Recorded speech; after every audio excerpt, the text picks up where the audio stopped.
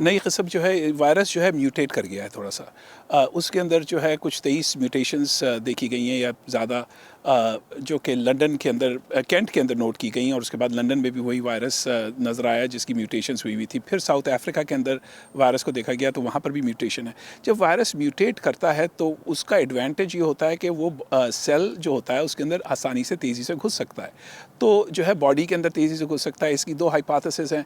एक तो ये कि जो है वायरस अंदर इंसान के जाता है और उसके बाद वायरल रेप्लिकेशन यानी वायरस मल्टीप्लाई बहुत तेज़ी से होता है, या दूसरी जो ये है कि जो है वो बहुत जल्दी से इन्फेक्शन जो है सिम्टम्स को पैदा कर देता है। अभी इन पे तमाम पे रिसर्च हो रही है।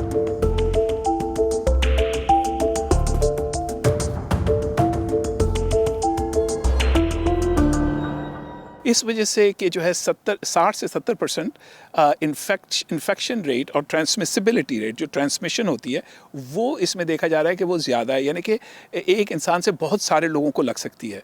और फिर ये भी देखा जा रहा है कि जिन लोगों को ये लगी है उनके अंदर जो सिम्टम्स जो थे वो जल्दी नज़र आने शुरू हुए, यानी डिज़ीज़ ने बहुत तेज़ी से मैनिफेस्टेशन की है। अभी इस पे बहुत रिसर्च हो रही है, क्या करेगा इस पे बहुत रिसर्च हो रही है। अभी वक्त बता सकता है कि ये चीज़ें आगे जाके हमारे लिए कितनी मुश्किल साबित होंगी, लेकिन इस वक्त बहुत ज़रूरी है कि तमाम लोग इस चीज़ पे गौर करें कि केयरफुल होना बहुत ही ज़रूरी है।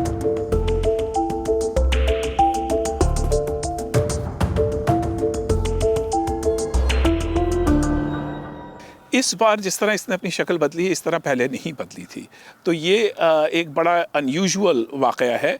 इसके कई स्ट्रेन्स हैं, सार्स के बहुत सारे स्ट्रेन्स हैं जो कि बहुत ज़्यादा सर्कुलेट करते हैं, कुछ सिर्फ माइल्ड जो है कोल्ड के सिम्टम्स पैदा करते हैं। लेकिन जो कोविड जो है, सार्स कोरोना वायरस 2, उसने जो अपनी शक्ल बदली और जो नई वेरिएंट आया उसको भी एक्चुअली एक नाम दे दिया गया है।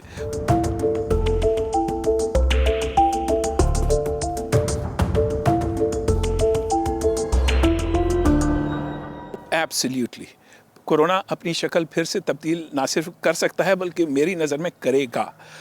कोरोना जो तमाम वायरसेस जो हैं वो सरवाइव करना चाहते हैं, तो उनको सर्वाइवल के लिए अपने आप को मॉडिफाई करना होता है। जो एक्सटर्नल प्रेशर्स उन पे पड़ते हैं, जब आप एंटीबॉडीज़ से उनको जो है अटैक करने की कोशिश करते हैं या फिर वैक्सीन से एंटीबॉडी बना के उनको अटैक करने की कोशिश करते हैं, तो वो भी अपना दिफा अच्छी तरह जानते हैं, वो अपने आप को मॉडिफाई करते हैं ताकि जो है उनके ऊपर दवाइयों का असर उतना ना हो।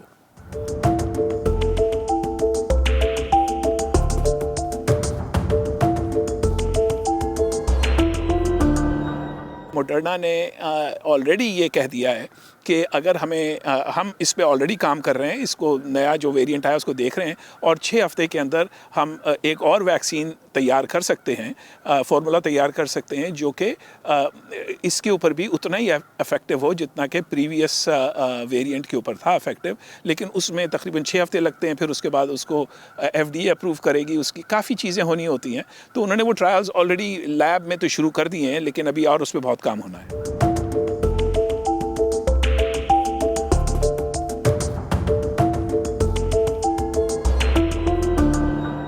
इस वक्त तो निपटने का एक ही तरीक़ा है, वो ये कि चाहे वैक्सीन हो या ना हो, और वैक्सीन आते आते लोगों को लगते लगते 1 साल लग जाएगा। तो तरीक़ाकार तो वही है पुराना, masking, distancing and hand washing.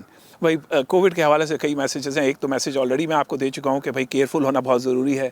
आपने इस चीज़ को लाइटली नहीं लेना, क्योंकि ये एक प्रॉब्लम और बीमारी है जो कि किसी को भी लग सकती है और किसी वक्त भी लग सकती है। और अब ये देखा जा रहा है कि ये यंग लोगों में भी बहुत तेज़ी से फैल रही है। तो आपको ना सिर्फ अपने आप को बचाना है, अपने वालिदैन को बचाना है, अपने बच्चों को बचाना है, अपने घर वालों को बचाना है, अपनी पूरी कम्युनिटी को बचाना है, अपने मुल्क को बचाना है।